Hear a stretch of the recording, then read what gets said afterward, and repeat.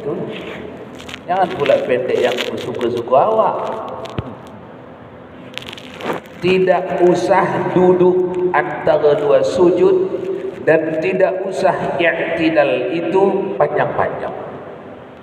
Karena maksudnya itu maqasidus syar'inya, keinginan syariat di situ, maksud awal syariat di situ hanya untuk memisah satu rukun dengan rukun lain. Maka disunnahkanlah di situ ada bacaan yang sudah masyhur datang dari Nabi. Bacalah itu. Itulah yang dimaksud pendek tu. Rukuk. Sami Allahu liman hamidah. Rabbana lakal hamdu mil'us samawati wa mil'ul ardi wa mil'u ma syi'ta min syai'in ba'd. Dah turun. Jangan lama-lama. Dah selesai bacaan itu lama-lama lagi, jangan. Itu yang dia maksud. Duduk antara dua sujud pun begitu juga. Rabbighfirli warhamni. Allahu akbar. Duduk antara dua sujud. Rabbighfirli warhamni wajburni warfa'ni warzuqni wahdini wa'afini wa'afani. Dah sujud lagi.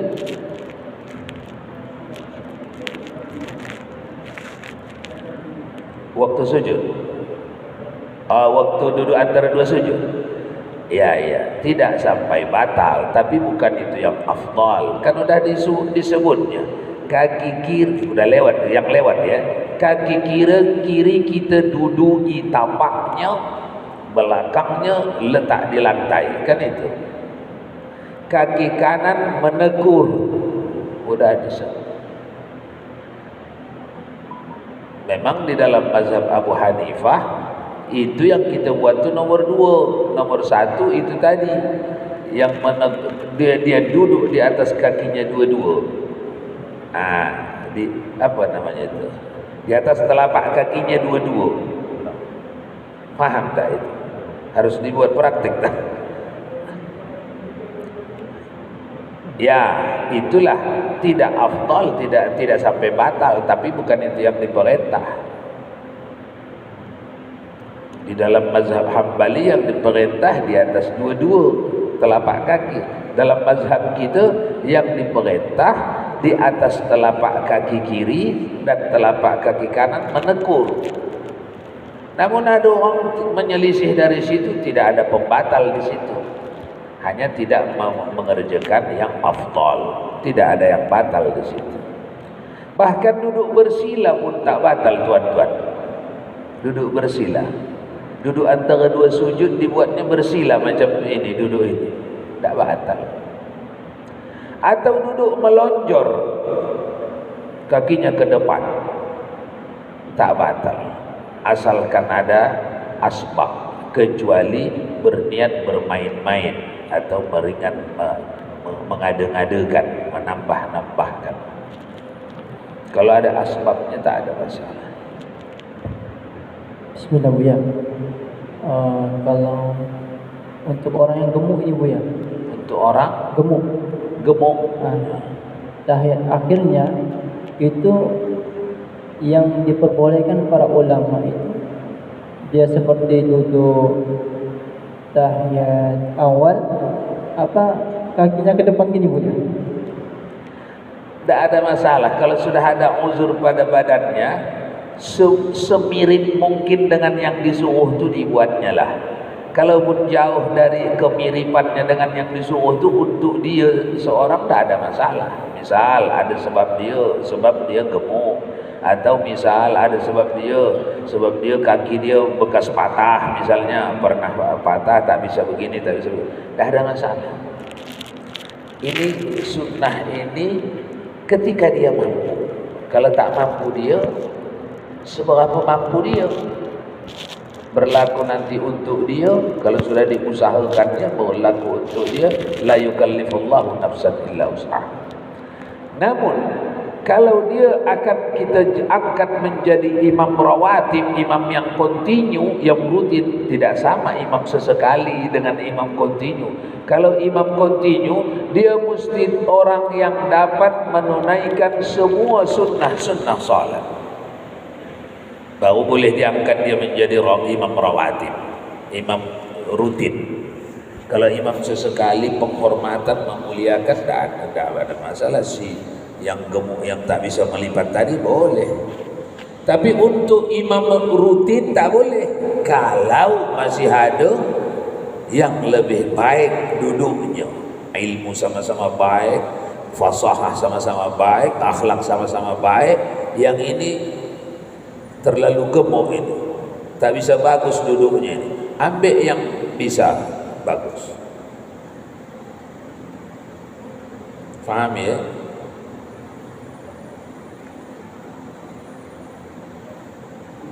Baik.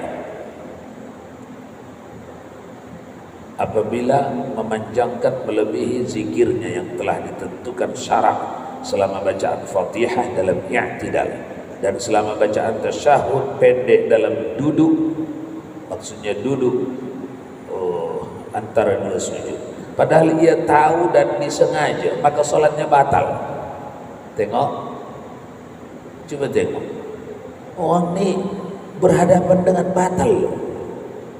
Kalau memanjang-panjangkan Sami Allahu liman hamidah, lewat dari bacaan selama orang baca Fatihah, padahal orang ni orang yang berilmu, yang pantas dia mengetahui itu karena dia belajar ilmu fardu ain. Kalau tak belajar fardu ain, dia memang tak boleh dia jadi imam. Macam mana dia memastikan rukun-rukun, mana sunat-sunat? Tapi orang ni tahu, melanggarnya batal. Batal.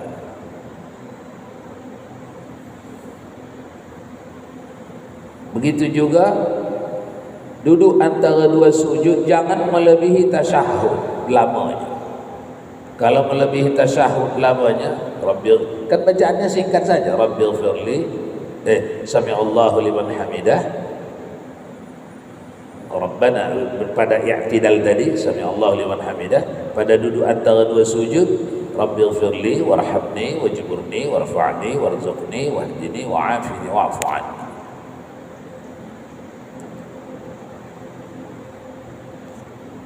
Intinya di situ yang dimaksudnya tuan-tuan, jangan melebihi panjangnya daripada huruf bacaan. Nanti masuk syaitan, berlama-lama sangat di situ, kelewat lama di situ, masuk syaitan. Tak pun kepada imam, kepada makmum. Sempat makmum ni memikir-mikir, lama sangat imam kami ini, dalam hati dia. Itu sudah kemasukan dia, kemasukan syaitan. Syaitan akan membawa hatinya nanti bergerak kemana-mana. Macam mana? Kalau baca ayat panjang-panjang, itulah, jangan panjang menurut kita. Ini baca ayat panjang-panjang, yang ini pendek-pendek. Panjangnya ini diukur dulu dengan panjang Nabi. Nabi panjang baca ayat 50 ayat. Dia dah 50 ayat belum? Jangan-jangan awak yang menganggap panjang dia. Nabi belum menganggap kepanjangan, tapi awak menganggap kepanjangan. 50 ayat itu ayat Nabi yang panjang dalam solat. Kalau Nabi yang ayat Nabi yang tidak panjang, setengahnya 25 ayat. Yang tak panjang. Yang pendek Nabi 12 ayat.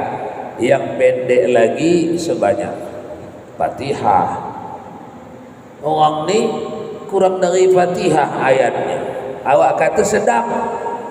Awak yang mengata sedap. Oh ini sedap, bagus ini. Ini panjang sangat ini. Tak payah diangkat ini jadi imam ini. Iyakah? Iya, berapa panjang? Satu halaman 10 ayat misalnya. Bagi awak sudah panjang. Tidak panjang itu. 50 ayat baru panjang, ya. Kadang-kadang jangan duluan rasa kita atau keinginan kita. Nanti terjebak kita dalam meninggalkan sunnah, mendahulukan himmah, mendahulukan keinginan. Sunnah dalam duduk antara dua sujud, dalam tasyahud awal, duduk istirahat. Maksudnya itu tuan-tuan sunat. Ketika kita duduk antara dua sujud, satu. Ketika kita tasyahud awal, dua. Ketika sedang duduk istirahat, tiga. Dan dalam tahiyat akhir yang diikuti dengan sujud sahwi, empat. Ada tahiyat akhir yang akan mengerjakan sujud sahwi, ada yang tidak. Artinya beda duduknya ya, beda duduknya. Cermati ini supaya bagus solat kita. Jangan pula sama duduk orang yang mau sujud sahwi dengan orang yang tidak mau sujud sahwi, tidak sama. Yang diikuti dengan sujud sahwi. Duduk iftirash. Jadi kalimatnya kalau disingkat, sunnah duduk iftirash. Begitu ya. Bagi siapa? Orang yang dalam tasyahud awal, orang yang duduk istirahat, dan orang yang duduk tahiyat akhir yang diikuti dengan sujud sahwi. Paham ya? Duduknya duduk iftirash, bukan tawarru' tapi iftirash. Apa itu duduk iftirash? Biar mudah mengingatnya, duduk tahiyat awal. Sunat cara duduk itu duduk tahiyat awal. Bagi siapa? Orang yang sedang tahiyat awal, sedang duduk istirahat, orang yang sedang duduk tahiyat akhir tapi bermaksud hendak sujud sahwi. Nah itu dia. Yaitu duduk di atas tumit kaki kiri yang telah dilipat sedemikian rupa. Ini dia duduk iftirash kita. Iftirash ini banyak. Iftirash kita inilah dia. Duduk di atas kaki kiri yang sudah dibalikkan dia, telapaknya diduduki, atasnya diletak di tanah. Jangan awak membikin-bikin sendiri, mana sedapnya lah. Ya, memang tidak urusan pembatal ini, tapi urusan afdal. Itu yang disuruh. Duduk di atas tumit kaki kiri yang telah dilipat sedemikian rupa sehingga bahagian atas atau luar menempel pada tanah, bahagian atas ke tanah. Itulah duduk iftirash kita atau tahiyat awal atau tahiyat akhir orang yang hendak sujud sahwi. Jajaran dengan ujung lutut dalam keadaan jari terbentang tidak mengepal. Jadi jarinya begini, tidak begini, tidak mengepal, tidak terlalu jarang, tidak terlalu rapat, agak renggang sedikit.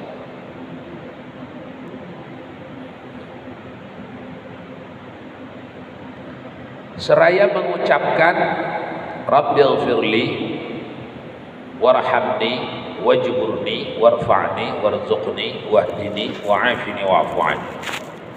Ya Allah, ampunilah daku, rahmati, tambah kekurangan dariku, angkat dan anugerahi daku rizki, berilah hidayah dan kesejahteraan sebagai ittiba' mengikut Nabi sallallahu alaihi wasallam.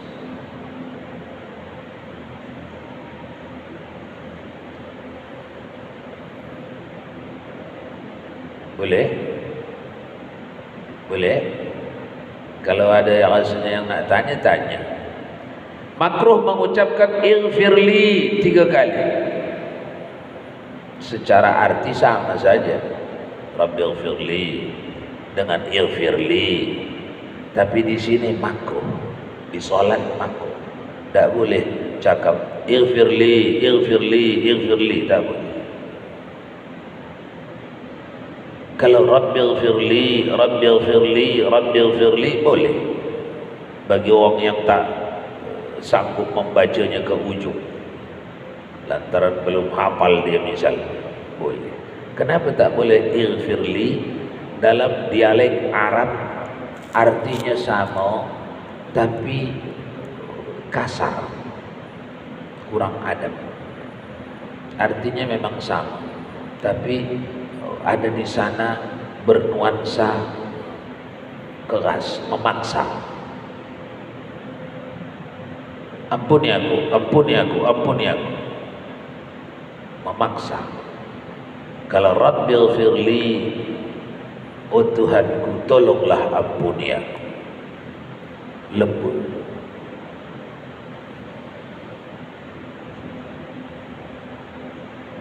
Sunnah duduk istirahat sepanjang duduk di antara dua sujud sebagai ittiba', sekalipun itu pada salat sunnah, dan sekalipun bagi makmum yang imamnya tidak menjalankan, lain halnya pendapat guru kita.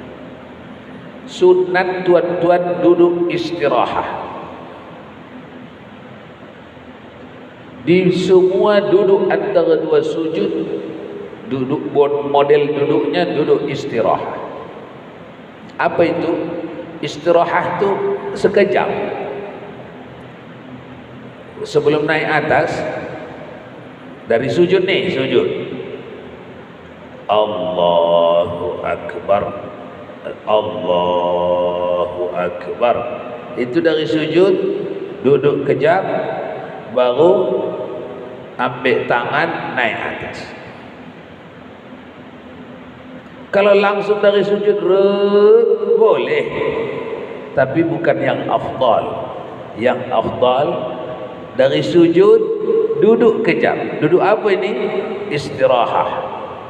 Bukan duduk lama-lama ini, bukan. Dari sujud duduk kejap, lepas tu ambil tangan untuk pergi ke atas. Itu sunnah. Tapi orang tak buat macam tu, tak apa-apa. Ini bukan bab wajib, tapi afdal. Kalau langsung dari sujud naik atas sah, tapi bukan yang afdal.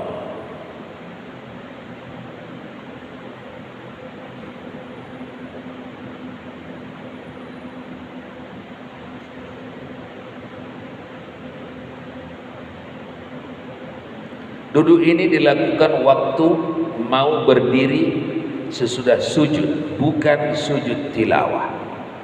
Jadi duduk istirahat ni tuan-tuan ketika hendak berdiri. Ketika hendak berdiri. Kita dari sujud hendak berdiri, sunat duduk istirahat. Yakni duduk sekejap, lepas tu naik. Duduk istirahat. Sunnah untuk berdiri dari sujud atau dari duduk agar berpegangan dengan telapak tangan. Sunat telapak tangan yang memegang lantai. Kalau ujung jari Ustaz boleh? Boleh. Bukan perkara boleh, boleh, tapi bukan yang afdal. Kalau tinju, ada juga orang tinju, boleh, tapi bukan yang afdal. Berpegangan, berpegang.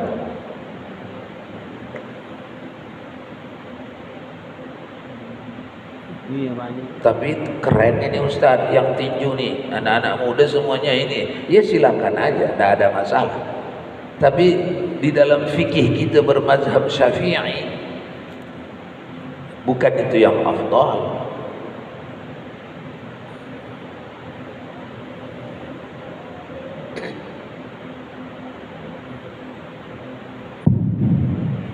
Ustaz, Assalamualaikum warahmatullahi wabarakatuh.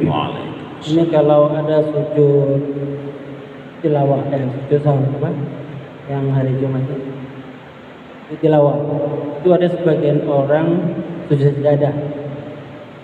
Ada yang mengatakan dia tidak perlu pakai takbir, Ustaz. Tidak perlu pakai takbir waktu mau naiknya. Bagaimana itu Ustaz? Dia di dalam sujud sajadah, kalau dia dikerjakan di dalam salat, afdal bertakbir. Kalau dia dikerjakan di luar salat, afdal tidak bertakbir. Namanya pun dua, samanya itu keduanya, sujud sajadah, sujud tilawah, itu sama kedua-duanya. Tilawah artinya membaca, sajadah artinya ketika membacakan ayat-ayat sajadah. Ayat sajadah itu ada 15 titik di dalam Al-Quran. Bila-bila mana kita terbaca itu sunat sujud tilawah atau sujud sajadah, baik di dalam salat membacanya maupun di luar salat. Adapun penggunaan takbir di situ, afdal bertakbir kalau di dalam salat. Afdal tidak bertakbir kalau di luar salat.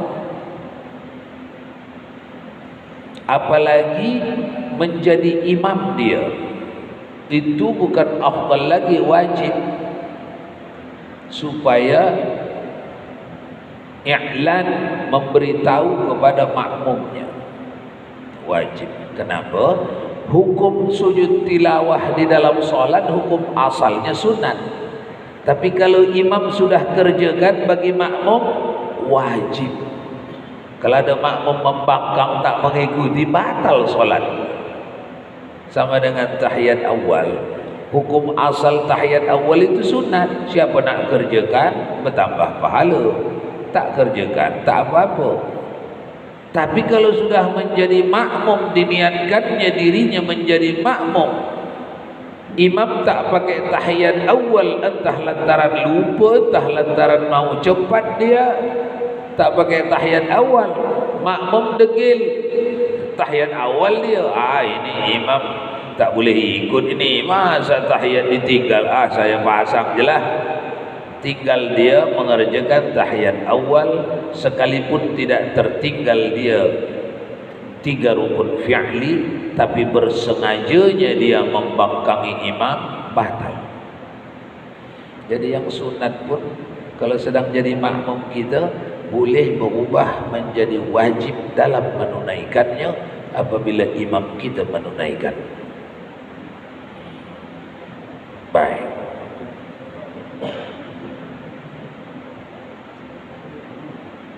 Yang ke-9, tuma'ninah. Rukun yang ke-9 adalah tuma'ninah pada tiap-tiap rukuk 1, tiap-tiap sujud 2, tiap-tiap duduk di antara 2 sujud 3, dan tiap-tiap i'tidal 4. Jaga ini ya, jaga ini.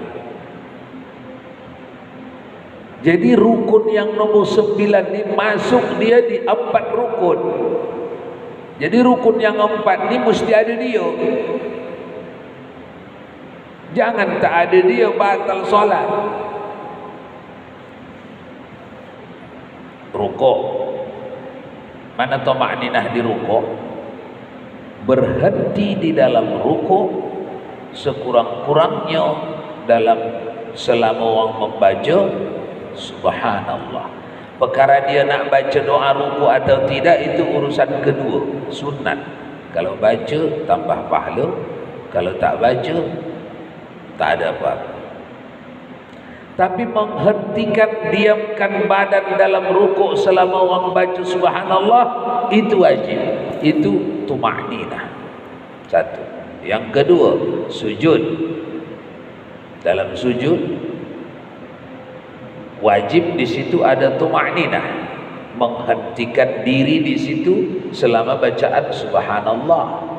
Sekalipun tak membaca subhanallah dia atau tak baca apa-apa dia, tak ada masalah, tapi wajib dia menghentikan badannya, diam. Jangan bergerak-gerak sana, gerak sini, menggol sana, menggol sini, garu sana, kaki garu sini, jangan. Diamkan, minimal sebanyak subhanallah. 2. Yang ketiga, duduk antara 2 sujud. Jangan bergerak-gerak, duduk antara 2 sujudnya. jangan merot-merot, diamkan minimal selama subhanallah. 3, i'tidal, wajib tuma'ninah dalam i'tidal. Di sini banyak orang terlepas. Kenapa? Karena i'tidal itu posisinya labil. Kalau duduk posisinya stabil itu. Bangkit sujud stabil. Tapi i'tidal sami Allahu liman hamidah. Hati-hati. Diamkan dulu di sini. Sami Allahu liman hamidah. Diamkan dulu di sini. Semua badan diam dulu. Mematung kejap untuk memisahkan rukun yang rukuk tadi dengan yang berdiri ini. I'tidal ini. Mematung kejap. Minimal sekejap apa? Subhanallah. Orang yang tak peka dia memahaminya ini, walaupun lama dia sami Allahu liman hamidah, badan ini sami Allahu liman hamidah,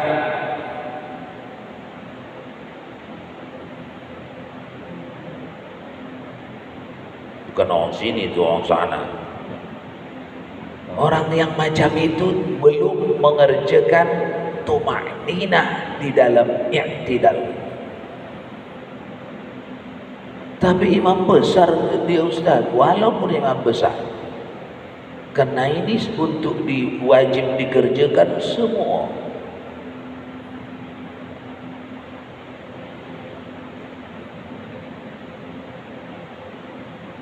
Itu yang dimaksud Imam Malik bin Anas yang oleh